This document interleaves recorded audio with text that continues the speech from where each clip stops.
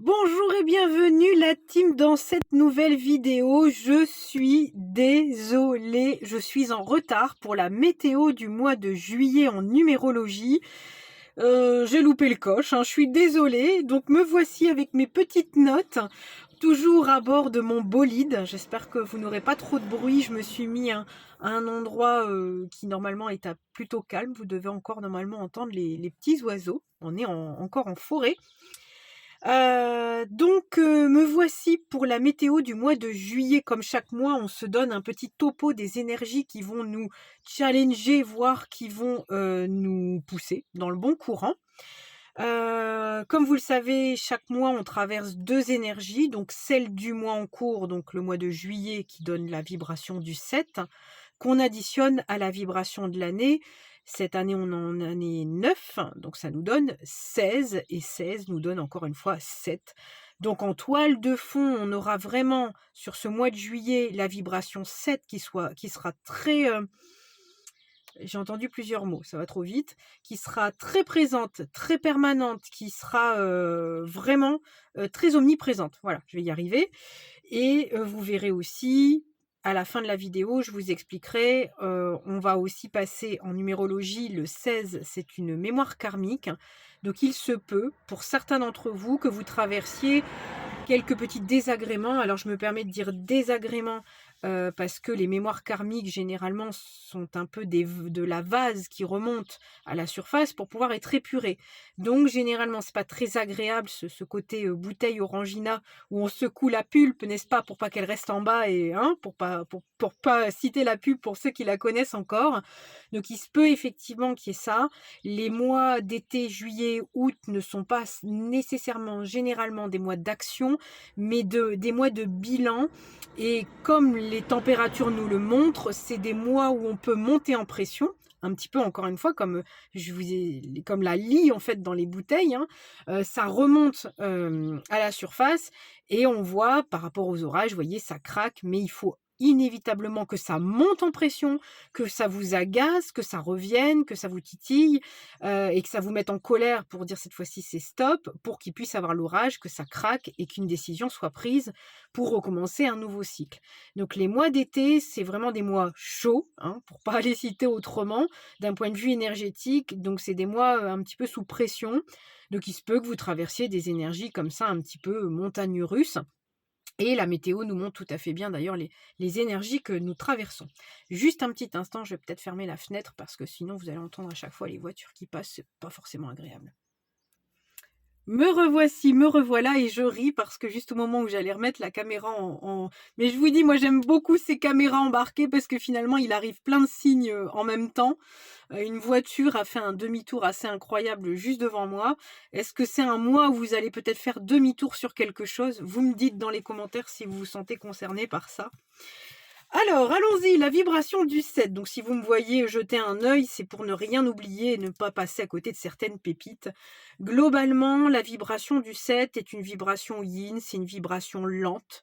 C'est une vibration dans laquelle il peut y avoir du retard, de la lenteur, des blocages. Mais tout ça a un but, c'est-à-dire que si ça bloque et si c'est long, c'est peut-être pour que vous repensiez le projet. D'où l'énergie du 7, qui est une énergie qui n'est pas, comme je l'ai dit, le temps n'est pas à l'action, mais l'introspection. C'est pas un temps pour agir au mois de juillet. Au mois de juillet, on est au numéro 7 du cycle. Il y a déjà 7 mois qui se sont passés et là, on vous demande de vous poser et faire le bilan. C'est le bilan et les remises en question qui sont nécessaires, ce qui a fonctionné, ce qui fonctionne pas. Le 7, c'est l'essence profonde en numérologie, c'est l'énergie du grand-père. Donc le grand-père, il a eu sa vie devant lui, il sait de quoi on cause et il sait ce qui lui va, ce qui ne lui va pas, ce qui lui correspond, ce qui lui correspond pas. On fait attention aussi à ça parce que dans cette énergie, dans son excès, on va avoir l'ego du grand-père qui pense tout savoir et ne plus rien apprendre à son âge. Or, on reste tous des élèves toute une vie, on a tant de choses à apprendre et c'est de se fermer que dans des carcans que de se dire qu'on a tout vécu, tout éprouvé et c'est même rester dans une certaine zone de confort, qui vous nourrit plus et vous verrez, ensuite on va parler de nourriture quelle qu'elle soit, face au vide et ça il faut faire attention parce que du coup vous vous auto-sabotez et ça vous permet pas d'aller vers des nouvelles choses et le cycle 7 n'est pas terminé. Il y a du 8, il y a du 9, vous voyez? Et puis en plus, on a des éternels cycles, hein, les cycles ne s'arrêtent pas qu'à 9 ans, hein, on continue et on recommence et on recommence. Donc faire attention à ça. Dans l'énergie aussi, pas équilibrée du 7, je m'étais mis donc l'ego, hein, le fait de tout savoir et puis peut-être aussi d'être auto-porté sur soi, hein, faire attention aussi, hein, un peu comme le grand-père qui, ne parlerait que de lui, lui, lui, sans prendre en compte l'autre. Ça, il faut faire aussi attention parce qu'il y a une en médiumnité, on dit une part d'humilité à avoir autour de ça. On fait attention au côté aussi un petit peu méfiance, hein, on en reparlera dans la vidéo, le manque de confiance en soi, donc la méfiance excessive, hein. L'énergie du 7, c'est l'énergie du sage, donc celui qui sait, celui qui est humble aussi à toujours vouloir apprendre, mais celui qui transmet son originalité, son savoir, mais dans le côté pas équilibré, le sage qui n'est pas assez rempli de ses connaissances manque de confiance en lui, a peur des autres, voit l'autre comme un ennemi, fermeture du cœur, cynisme, méfiance, j'en passe et des meilleurs. Donc faites attention aussi à cette énergie parce que le 7 dans son introspection pardon, va avoir envie, peut-être qu'il y a des mots qui vont dépasser vos paroles, faites attention aussi à ça, hein, je vous renvoie à ces mois d'été qui sont un peu bouillants. Hem, de Dans l'introspection, vous allez avoir envie d'avoir votre avis, l'avis de votre âme. Donc il se peut que vous ayez besoin d'être dans votre intériorité et c'est tout à fait dans l'énergie du mois de juillet et donc pas forcément sur l'extérieur, mais on fait attention à pas s'enfermer parce que à force de rester trop sur soi, on aurait tendance à avoir peur de l'extérieur et ces choses-là. Donc, il faut faire attention à ce travers-là qui peut se passer au mois de juillet. C'est marrant parce qu'à ce moment-là, ça me fait penser un peu à ces vagues de nous, on est en Bretagne, donc on est dans des régions touristiques, de pas trop se renfermer, entre riverains et vous voyez, de s'ouvrir aussi à ça. Je sais pas pourquoi, si ça parle à l'un d'entre vous, n'hésitez pas à me le dire, ça me fera sourire. Ne serait-ce que pour moi déjà, vous voyez, c'est une bonne guidance, c'est de s'ouvrir aussi à toute cette population qui viendrait par exemple temporairement en vacances, qui peut être tout à fait intéressante et enrichissante pour nos relations, nos contacts. Donc voilà, vous voyez l'auto-sabotage, à quel point ça pourrait vous enfermer dans quelque chose et pas vous permettre d'aller vers plus d'expansion. Voilà. Je me suis notée aussi, bon donc je vous ai parlé de bilan, de remise en question, donc ça peut arriver. Si c'est pas encore dans votre vie, ça peut arriver au mois de juillet. Il peut y avoir le coup de trop dans votre vie qui va vous faire vous remettre en question sur certaines choses. La prise de recul qui va être nécessaire aussi pour justement pas bouillir et surréagir. Le besoin, alors là j'avais noté recul sur l'expérience, hein, donc vous allez avoir besoin aussi peut-être de synthétiser ce que vous avez vécu depuis le début de l'année, de faire une sorte de synthèse pour voir un petit peu où vous en êtes, faire un bilan, calmement on me dit. Et à défaut, s'il vous manque des choses, bah, peut-être justement le fait de le poser par l'écrit et vous allez voir que c'est important aussi ce mois-ci l'écrit, de le poser, ça va vous permettre de voir peut-être les lacunes et peut-être entreprendre, un circuit de formation ou d'apprentissage parce que c'est tout à fait un mois où on apprend. Ça peut être un mois comme la voiture où on fait demi-tour, où on se réoriente aussi, c'est tout à fait possible aussi. Dans l'écriture, c'est un mois d'écriture, donc si vous avez besoin de plancher sur des choses ou de noter, c'est très important et en plus, il y aura le pouvoir un petit peu magique de ce que je vous explique dans chacune de mes vidéos, le pouvoir de l'écriture où vous notez vos intentions. Ce sont des cartes d'intention que vous faites quand vous notez les choses et donc vous l'inscrivez. Alors j'allais dire, vous l'inscrivez dans le marbre et je vais me permettre de faire, alors pour ceux qui n'aiment pas trop les petits exemples, vous pouvez passer de quelques secondes la vidéo, mais encore une fois, je vous parlais du pouvoir de l'écriture. Ce matin, j'avais un rendez-vous, alors c'est un petit peu glauque, mais j'avais un rendez-vous dans une agence immobilière et donc juste avant d'arriver à ce rendez-vous, mon regard a été attiré sur une stèle parce qu'à côté, il y avait des pompes funèbres, hein, qui vendaient des stèles et des fleurs et donc je voyais les mots notés, les phrases notées sur les stèles et ça m'a fait tilt où je me suis dit: «Mon Dieu, mais qu'est-ce qu'on envoie à nos défunts? Tu seras toujours là avec nous». bah, vous enchaînez le défunt, hein, quand vous mettez des stèles ainsi. Et ça m'a frappée, où je me suis dit: «Ouh là là, il faudrait quand même qu'on avance de ce côté-là parce que, l'écriture, la pensée crée, la parole crée, mais aussi l'écriture crée les choses». Donc vous voyez, quand, vous faites des stèles comme ça en plus, bah, vous accrochez, votre défunt à vous, hein. Donc des fois, voilà. Mais c'est une parenthèse, hein, je dis pas, voilà, vous faites bien ce que vous souhaitez. Mais encore une fois, tout comme vous pouvez noter sur un papier: «Je souhaite trouver un nouveau travail, je souhaite trouver une nouvelle maison», la vie va conspirer à vous faire avoir ce que vous souhaitez. Et là, effectivement, je me suis dit: «C'est incroyable comme le pouvoir de l'écriture peut marquer», et effectivement, il y a beaucoup de défunts, qui restent, parce que je l'ai expérimenté autour de moi, un petit peu accrochés, à certains, de leurs, personnes de leur famille, parce qu'effectivement, il y a des stèles comme ça qui sont un peu comme des vœux finalement notés sur des stèles. Bon, parenthèse fermée pour ceux qui étaient intéressés sur le sujet. N'en est-il pas moins que le pouvoir de l'écriture est tout à fait, à propos ce mois-ci. Donc si vous avez même peut-être du mal à mettre vos idées au clair, ça peut vous aider aussi à mettre les idées au clair. Parfois, ça peut vous aider aussi à voir les couacs. Vous avez un objectif de vie et finalement, en notant les choses, bah, vous voyez pourquoi ça ne peut pas fonctionner ou pourquoi ça ne fonctionne pas. On en reste dans le bilan, hein, dans une histoire de bilan et de projection aussi de ce que vous voulez récolter aussi. Je m'étais noté aussi: on lâche prise sur le contrôle. Le 7, il est égotique d'une certaine manière parce qu'il a obtenu un certain savoir. Mais il s'empêche de recevoir parce qu'il sait qu'il a les compétences d'aller chercher les choses, et parfois il s'empêche de recevoir parce qu'il est dans l'hyper-contrôle. Et c'est aussi trop lui donner de pouvoir, c'est trop nous donner de pouvoir de se dire que ça ne vient que de nous. Et le mois 7 nous permet de poser les armes, de recevoir. Donc ceux qui aiment bien la loi de l'attraction, on va être sur un mois où il faut recevoir. On n'est pas là pour aller chercher quoi que ce soit, on est là pour recevoir, pour être et recevoir. Et quand vous arrivez à opérer de cette façon-là, la magie opère. Les choses arrivent à vous sans que vous alliez les chercher, et c'est encore mieux que ce que vous seriez allé chercher parce que c'est la vie qui vous envoie votre énergie. Donc c'est beaucoup plus en concordance avec ce que vous aimeriez. On ne force pas dans des vibrations 7. Si vous forcez, vous aurez le principe de l'élastique tendu qui vous revient au visage. Clairement, je le dis toujours comme ça parce que je sais que cette image, elle parle. Si vous forcez des relations qui doivent se terminer, vous prendrez le boomerang dans les mois qui suivent. C'est-à-dire que vous en payerez le prix, voilà, et vous verrez dans l'énergie du 16 qu'il peut y avoir des relations toxiques qu'on maintient parce que c'est une zone de confort, mais que notre âme ne peut plus supporter parce que ça l'empêche de respirer.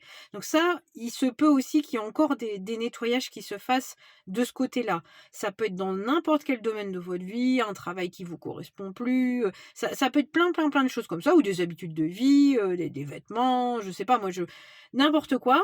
Mais plus vous allez forcer, je pense, moi qui fais de la couture, à des gens qui viennent me ramener ce vêtement que je reprends, arrêtons de forcer, ce vêtement te montre qu'il faut passer à autre chose.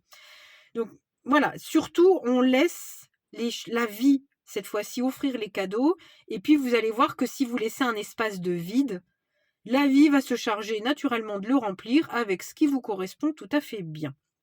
Donc je vous ai bien dit que c'était une énergie lente, de retard et de blocage, ça je vous l'ai dit en tout début de vidéo.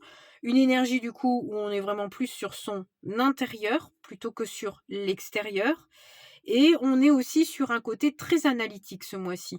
Donc il se peut aussi qu'il y ait des personnes qui se rendent compte qu'ils ont un besoin justement d'analyser les choses, ou qui ont peut-être des appétences pour ça. Donc il se peut aussi qu'il y ait des gens qui trouvent des vocations, dans ce côté analytique. Alors il y en a qui pourraient parler de gestionnaire par exemple, je sais que, ou analyste, voilà, vous pourriez vous découvrir une intelligence analytique. Je me suis mis ça en petite note, ça ne parlera pas à tout le monde, mais voilà. Et pour terminer, l'énergie du 7, c'est la foi et la spiritualité aussi. C'est l'humilité de se dire qu'il n'y a pas que nous, égotiquement, il y a un univers bien plus vaste, et que ça soit dans la foi religieuse, dans la foi en vous, de toute manière la foi, c'est croire en soi avant tout, hein. Quand on parle de religion, on parle du Dieu en soi. Donc on commence d'abord par soi, n'est-ce pas? Et après on rayonne sur le reste. Mais on va être challengé à la fois.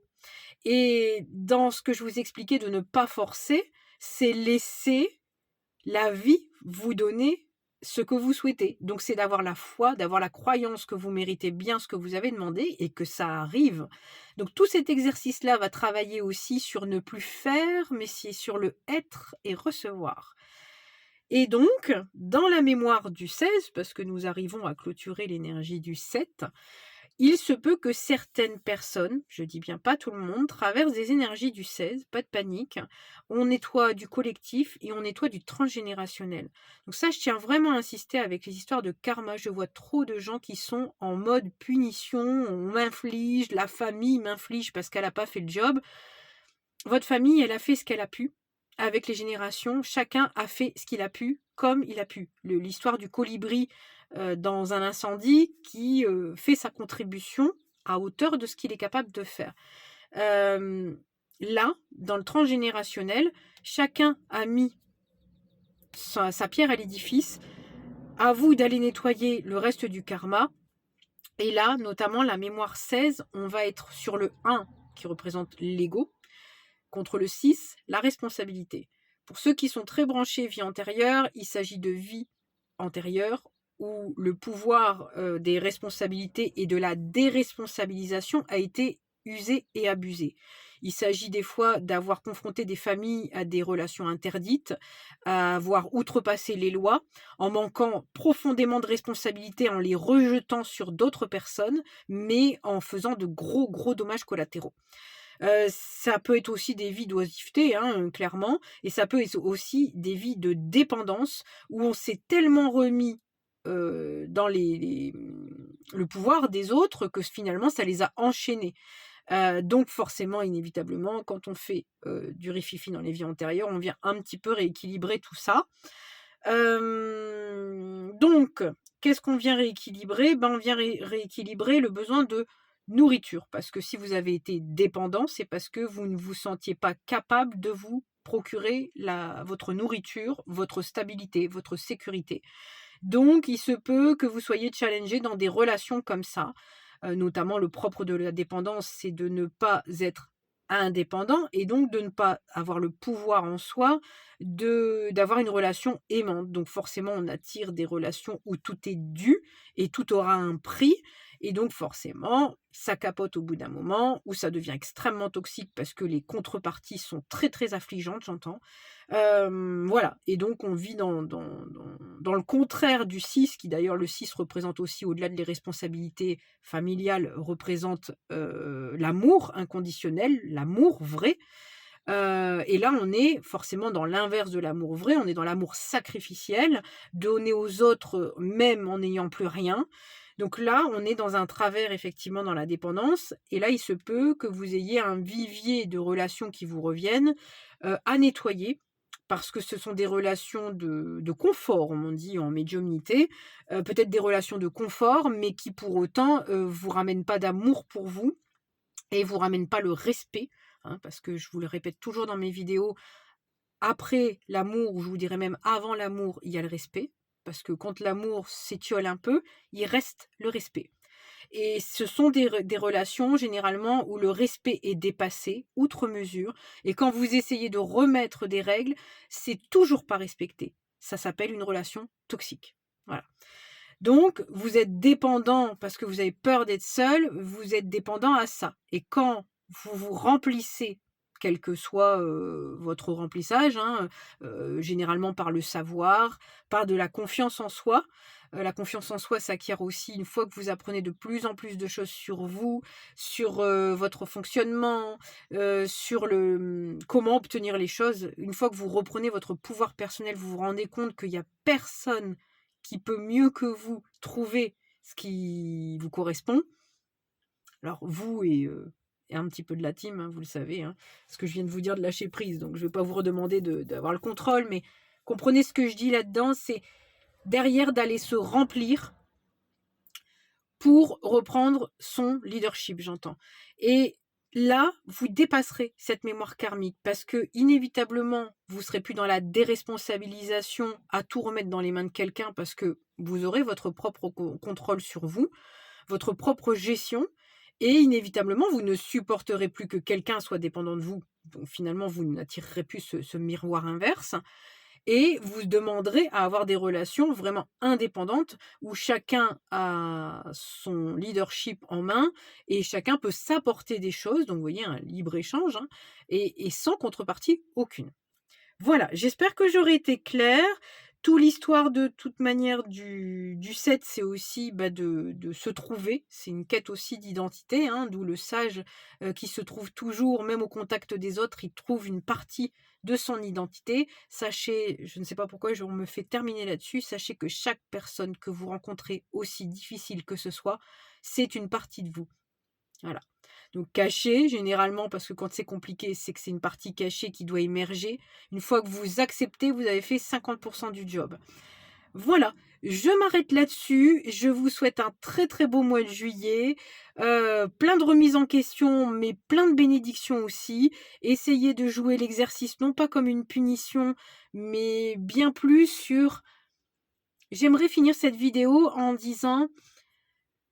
ne pas voir le côté négatif. Vous voyez, dans tout ce qui part, ça laisse place à du renouveau et c'est d'essayer de positiver cette chose-là. Dites-vous que tout ce qui part de votre vie, tout ce qui s'écarte de votre vie, tout ce qui vous semble des occasions loupées, manquées, retardées, annulées, ce sont des bénédictions. Et tout ce que vous loupez, entre guillemets, c'est parce que ce n'était pas à votre niveau et que vous recevrez mieux encore. Voilà, donc restez sur cet adage-là et vous verrez, ça va surfer grave au mois de juillet. Je vous embrasse tout fort. Je vous dis à très très bientôt pour des nouvelles vidéos. Je ne sais pas quand, comme vous le savez, en ce moment, c'est un petit peu en dents de scie mes enregistrements. Hein. J'essaye de trouver du temps aussi dans mes projets. J'ai eu moi-même pas mal de remises en question. Donc voilà, je suis dans le même bateau que vous. Et puis j'avais aussi enregistré quelques vidéos le mois dernier qui me semblaient pas être dans les meilleures énergies qui soient. Donc elles seront refaites dans des belles énergies ici d'été. J'allais dire printanière, c'est fini le printemps. Et voilà. En tout cas, je vous souhaite plein de belles magies, de bénédictions et plein de belles surprises pour le mois de juillet. Parce que si vous arrivez à surfer sur cette vague, vous allez vivre les choses comme un enfant. La vie est un jeu et il faut essayer de savoir jouer avec les bonnes règles. Voilà, les règles qui vous arrangent d'ailleurs, au final. Allez, je vous embrasse très fort et je vous dis à très très bientôt pour une nouvelle vidéo. Salut la team!